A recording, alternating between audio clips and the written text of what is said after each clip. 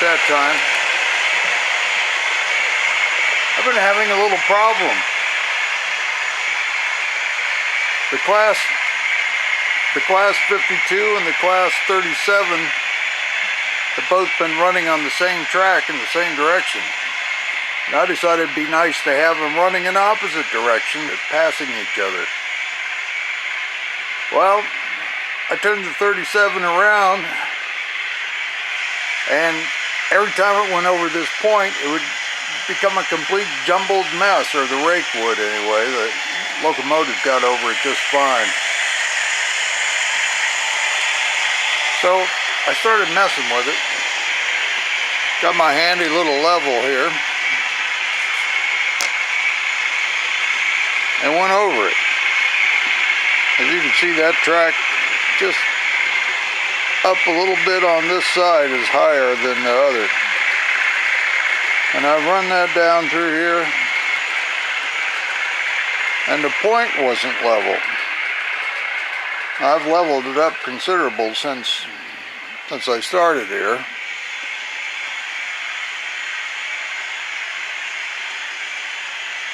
Apparently it's level enough now that it will let the train go over it without derailing. I don't know why it's out of level. It could be the cable, it could be the installation. In fact, the whole thing was, uh-oh, here comes something. That whole section was all twisted. Twisted one way and the other. I suspect I twisted it accidentally when I was connecting the track, since I started at the other end and came around to this end and connected it up on this end. What I should have done is connected it here and then connected it in the middle over here with the platforms.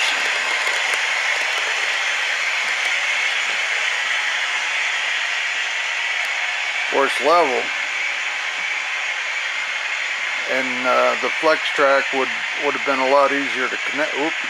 The flex track would have been a lot easier to connect if I'd have connected it on the level and brought both ends of the curve, the track around, and let them meet over there.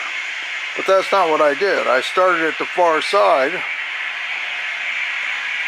and built out around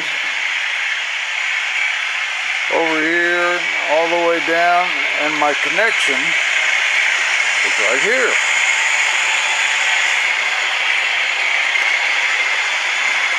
So anyway, back to this leveling process.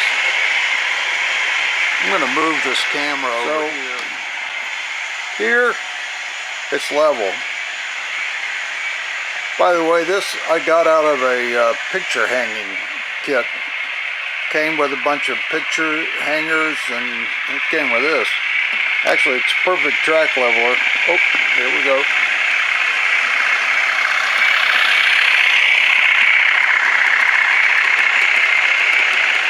And I love that locomotive. That's a dandy. Anyway, the track is fairly level there. Fairly level there.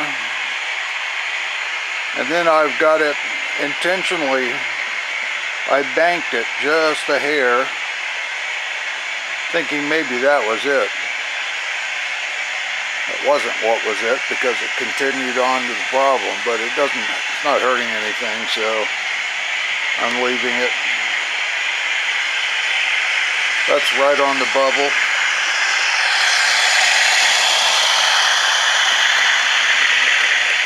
That's right on the bubble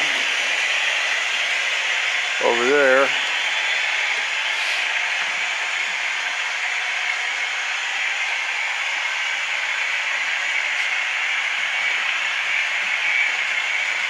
Now look at the difference between that and over here. It's huge. Well, partly because I put a shim in right here.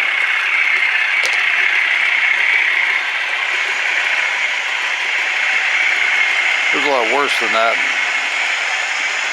It was tipped the other way. But that's within the line. That's pretty close to being level.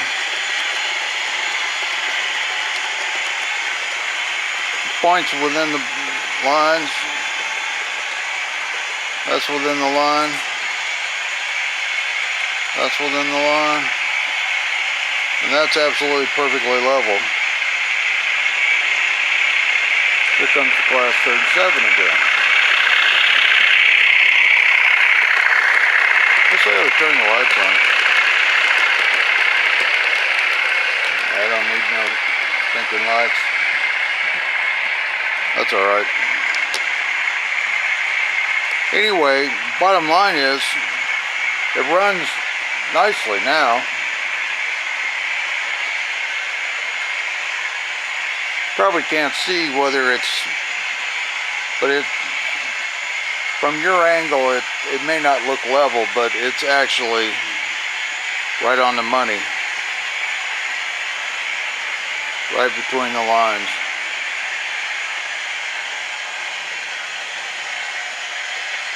Maybe that shows you better. These are really handy. I know Dave had some success the other night with widening out the check rail.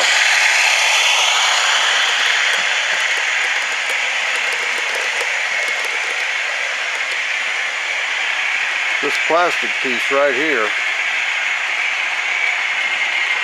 the check rail or guard rail, depending on which country you're in, and it holds the flange.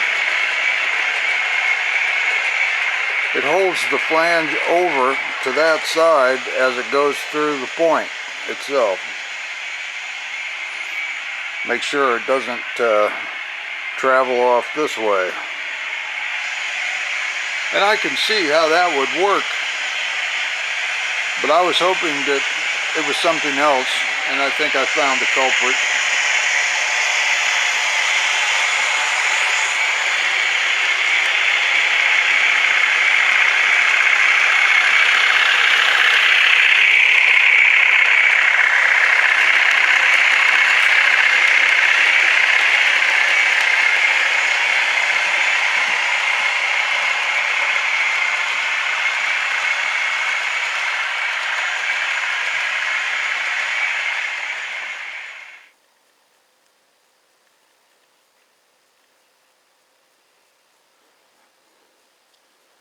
Just sort of finishing up the wall cap here. I have one coat of paint on it, but it was pretty fresh and I was touching it and I think some of it came off. A little too much glue along there.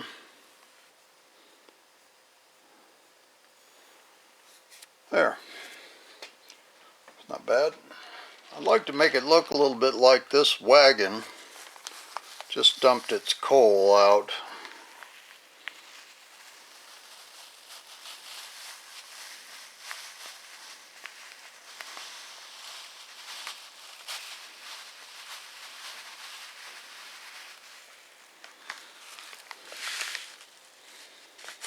Maybe it got shoveled around a bit.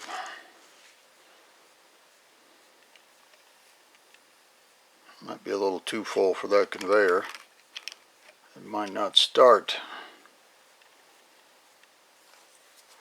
I'm going to need a wire to connect the motor of the conveyor. As I was saying, I sort of wanted it to look as though this wagon had just spilled its load here. And now they can shovel it into the conveyor, which would convey it up and put it on the pile up here where it would be easy to get into a locomotive. I need a little bit more coal up here too. Oh, it's going everywhere.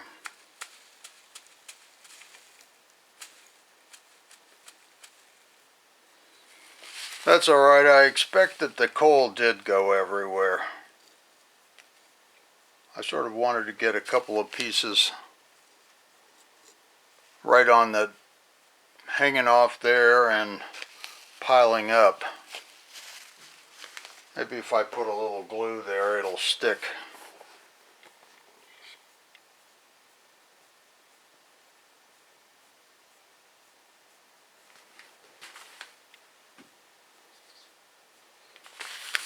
where I want it to stick. There, that's better.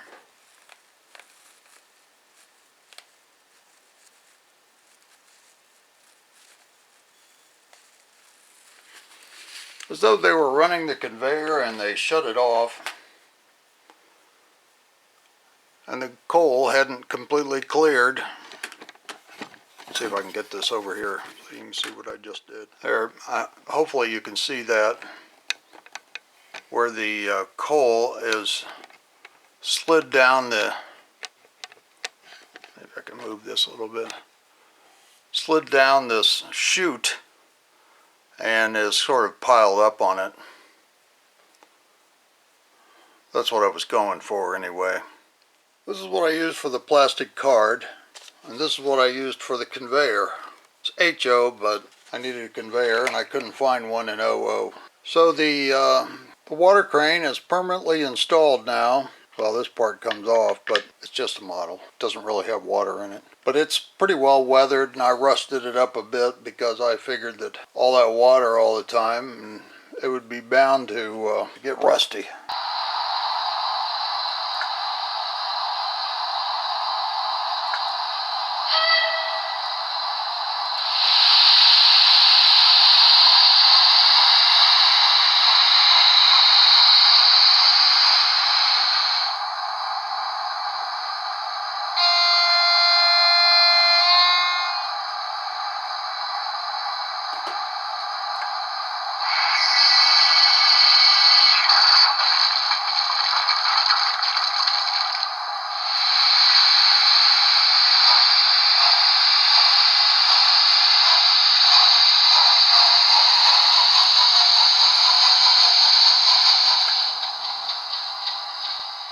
There's the card after I weathered it. Pretty dark. I like the way it looks though. I may replace the paving stones on this that are Metcalf sheets with actual plastic paving stones. The way I achieved that dark color in the joints between the tiles is I went over it with my utility knife and scored them pretty deeply before I finished it, so that they would hold the black. Now the coal train has a purpose. I need to do quite a bit more work. I've got to do some more landscaping and fix that up. Maybe even put some more walling right here. But all in all, I think it's going to turn out pretty good. I can